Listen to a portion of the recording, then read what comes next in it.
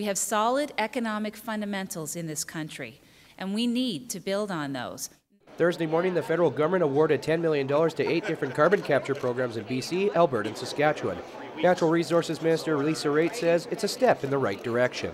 We burn fossil fuels, and we will continue to burn fossil fuels. We know that it emits CO2 into the atmosphere, and that is a concern for us for greenhouse gas emissions. So what carbon capture and storage does, it actually takes the CO2 out of going into the atmosphere, and that's one way in which to ensure that we don't have GHG emissions. Brent Lakeman of the Alberta Research Council thinks carbon capture is the way of the future. It's great to see federal government support now for some of these projects. We're seeing a good range of projects in Alberta, in Saskatchewan, in British Columbia, which will allow Canada to move ahead with this very important technology. So what is carbon capture exactly?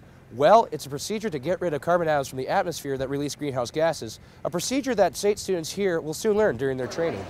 The carbon capture projects promise more jobs will be created for students in the energy programs at SAIT, and they'll soon have another skill to add to their arsenal.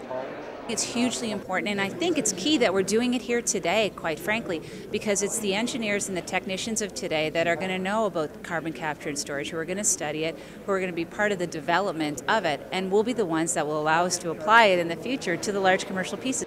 The province wants to cut emissions in half by 2050, and carbon capture is the backbone to its plan. For SAIT Newsfile, I'm Gino Paoli.